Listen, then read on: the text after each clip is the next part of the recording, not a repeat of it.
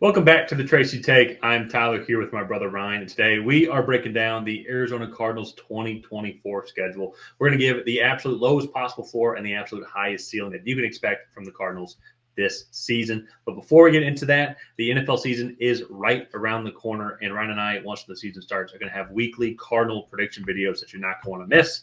Be sure to subscribe to the channel and tackle that bell to get notified when those videos come out to see all of the Cardinals predictions throughout the season.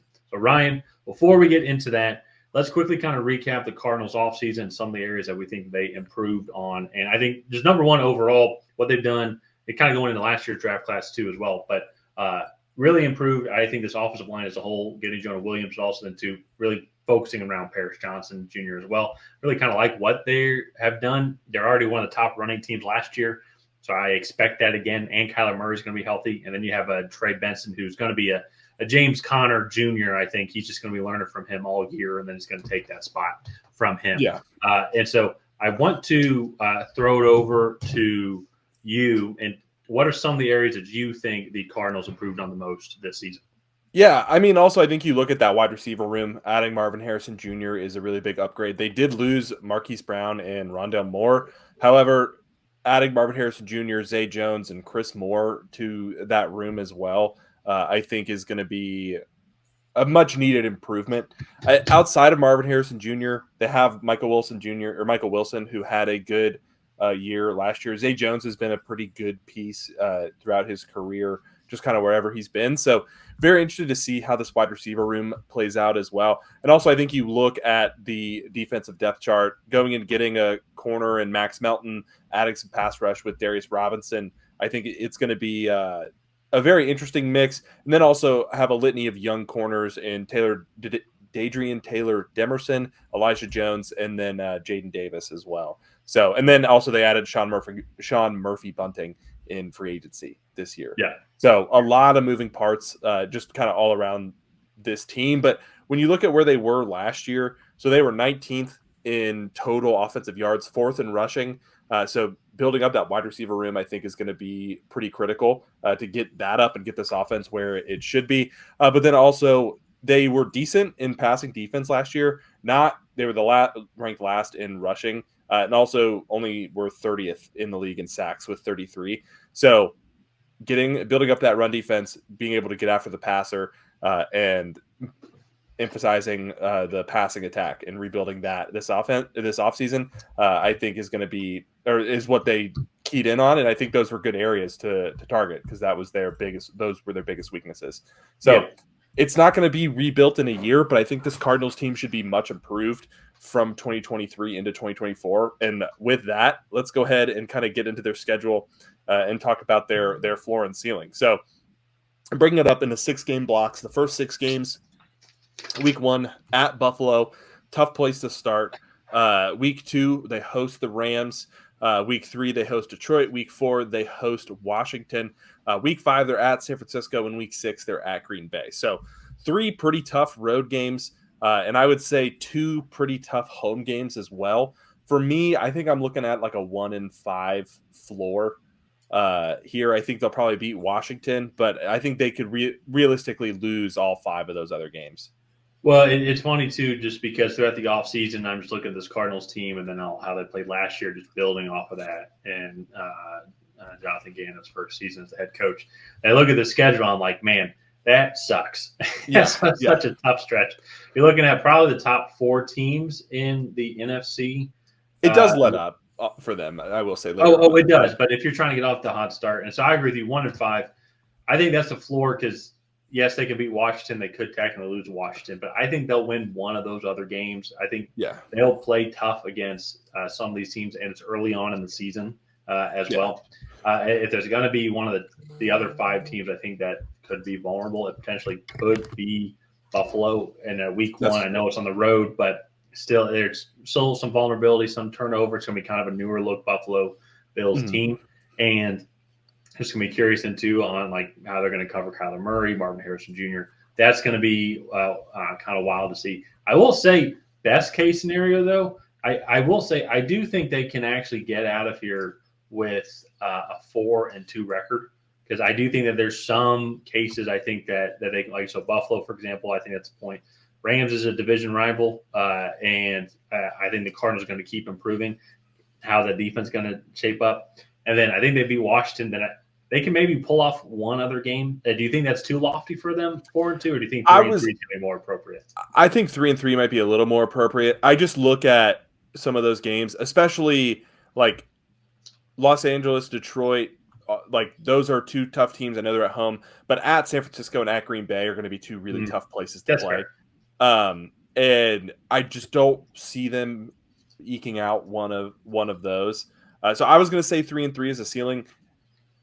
I mean, this is all hypothetical, but that's all. Yeah, this whole video is hypothetical. Yeah, but I think that's fair, and especially too, because I wasn't taking into consideration that the last two were on the road. And I think they can sneak off a couple extra wins early on, just because it's early on in the season. So I think that's a good best case scenario going 3-3. I can agree with that. I'll concede there. So with the next 6-game segment, though, that we're going to go down. Week 7, hosting the Chargers on Monday Night Football. Week 8 at Miami. Week 9 hosting the Bears. Week 10 hosting the Jets. Week 11 is a bye. Week 12 it's at Seattle. So a much easier 6-game stretch than their first 6 games, with I think a lot of potential here as well. And so the Chargers, who really knows kind of what they're going to be? It's because I think there's a lot of talent on that team, and coaching was a big issue. But they've also moved on from a lot of their star players like Keenan Allen, Austin Eckler, Mike Williams.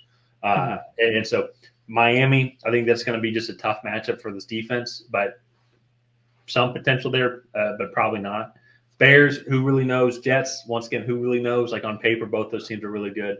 And at Seattle, I think that they're going to play them tough this year, especially in the division round coming off the bye. I'm looking at it as a ceiling. I personally think actually, I'll say it. I'll go 3-2. I'll go a little more conservative this time. I'm going back and forth because I think they can beat the Chargers. They can beat Seattle. I'm debating if they can beat both the Bears and the Jets. I was going to say 4-1. Okay, so you think 4-1? I think they could realistically beat both of those teams because those teams both have some questions. The one Arizona, I think, has talent questions, but the one thing that that they don't have a question about is their effort. And I think the Jets and Chicago, especially with the questions that those two teams specifically have, I think effort might be something that could eke them out those games there. And so, like, they definitely could beat LA. They definitely could beat Seattle. The Jets and the Bears, I think, are closer games, but I could see them winning. The issue for me, and ironically with the Bears, the issue for me is I look at, you mentioned earlier on, they have this young secondary. They're going to have to go up against, and now, of course, Caleb Williams is a rookie quarterback still. I know he's first overall. They're going to have to go up against DJ Moore, Keenan Allen, Rome Odunze, and Cole Kmet. And I just think that's going to be tough for this defense that's still developing. And also, too, a Bears team that still can run the ball pretty well. They have a really good offensive line. I think they have a better chance of beating the Jets. I think the Bears, all your points are valid. Yeah. I just think matchup-wise, though, I think the Bears match up well against the Cardinals, who a team who, as we agree on, his defense is still being rebuilt. Yeah. So that's why I think 3-2 is – I won't concede this one. I can see the last one. So I'll go 3-2. I'll concede. Yeah. All right, 3-2. And that's the ceiling. Did we decide a floor? No, not a floor. I think the floor technically, honestly, and so could be – I would say 1-4. That's what I was thinking also. Yeah. So I think they will either win against the Chargers or Seattle. Yeah. In this 1-4 scenario, but then I think they'll lose weeks 8 through 10. Yeah. So it's very interesting. I'm really looking forward to watching this Cardinals team. I was pleasantly surprised last year with kind of what you mentioned, just the effort. They were fun to watch. They were just good. And then when Kyler Murray came back, once again, they were just fun to watch. So in the final 6 games of the season, week 13 at Minnesota, week 14 hosting Seattle, week 15 hosting New England, week 16 at Carolina, week 17 at the Los Angeles Rams, week 18 hosting the San Francisco 49ers. So a much-needed easy stretch here for the Cardinals. I'll start with the floor. So worst-case scenario is they lose week 17, week 18, and then maybe they lose one other game. But I think they can go 3-3 in that stretch. I personally think that's the floor. So it's really going to struggle I think your New England Patriots are going to struggle. Yeah. Carolina, I think, is a big wild card. Sorry, it is by big wild card is we don't know what they're going to be. Like they're probably still not going to be good, but they made some marginal steps improvement. Honestly, kind of like the Cardinals. They remind me of the Cardinals a little bit. Then Seattle once again similar to Week 12. So I just think without 3 the and 3. effort. Yeah, just without the effort. Yeah. No, and I agree with that. I think 3-3 is the floor. 5-1, I think, is the ceiling. Like they have 2 tough matchups, I think, to end the stretch with at the Rams and hosting San Francisco. And I think this division is going to be close enough that Week 18 game against San Francisco is probably not a gimme. Or like a sit the starters game. Yeah. So that's where I do think that those are 2 tough matchups, I think, to end the year. But yeah, the other 4, they honestly should be favored. Again, several of the teams they should be favored. If all things pans out, everybody stays healthy. In this Week 13, I'm picking Cardinals over Minnesota.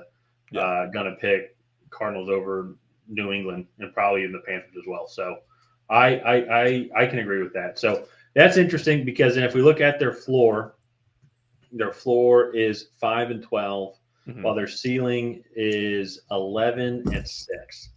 And your record prediction in our offseason recap was actually 5-12. Mine was 8-9, so kind of more in the middle. And I think that's I feel like they're going to be more 8-9. We have 11-6 is a best case scenario.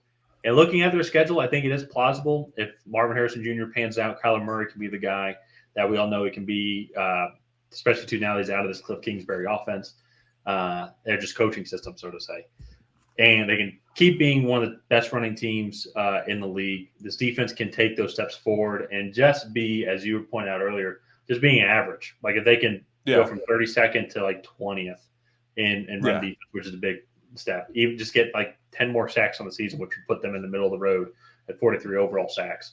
And so just those marginal improvements, I think this offense can actually be something that is really going to scare defenses. And that's where I think 11-6 is very unlikely.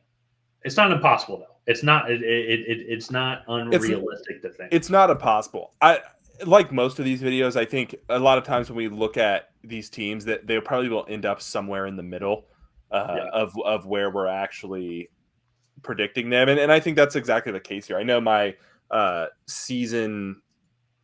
my record prediction when we did our last video series for them, it was 5-12, but I will say I think I probably underestimated some of the moves that they did make this offseason when I made that record prediction. And I think they'll probably end up somewhere around 500. I think this offseason, if Kyler Murray can stay healthy with the moves that they made this offseason, I think that they have at the very least brought themselves back to the bottom end of the mean in the NFC. If not, maybe even put themselves kind of right in the middle of it. Well, and sorry, fixing my lighting here. I don't know if it did anything actually, but I think one thing too, and this will be my last point, is Kyler Murray, like tore his quad or just blew up his knee, like tore his ACL. He tore his ACL. And it was like week 13 or 14 in New England in 2022 against New England. In like December 2022, and then we saw him come back, and actually his first game back, I'm pretty sure he beat the Falcons, and so we saw him a little bit, towards the end of the season, but I don't think everybody was fully watching him. And he was also still getting his sea legs. He was cleared and ready to go. I think now with the full offseason with this team, and he has kind of new life, I will say, because there were some question marks on whether he'd beat the Cardinals or not kind of during this whole turmoil of everything going on with Cliff Kingsbury. I think we've kind of also forgotten a little bit on how good Kyler Murray can be and how dynamic he is. He is a little bit smaller. So I point that out a little bit just because you look at what Lamar Jackson can bring to the table and his overall versatility. I mean, Kyler Murray can do the same thing. He's just not 6'3". He's smaller. Yeah. And so I think he can lead this offense. I think if they do, well, he can't lead the offense. He's been in the playoffs several times. But I think under this and then him pairing up with Marvin Harrison Jr., I think they have a good receiving support group around him. Very curious to see what this offense does overall. And I bet they can win in some shootouts and win some games, kind of help out this defense. Yeah, and that to me, I think is a scary thing. Was this defense was the one that really brought the energy to this team last year. So if this offense can just catch up to where Yep. that defense was, I think it'll be really interesting for the Cardinals in 2024. Because if we know one thing, like I said in the beginning, it kind of bookend the video here is this team is definitely going to bring the effort every single game. So Mhm. let's go ahead and wrap up this video here. If you guys have not already, please go ahead and like and subscribe.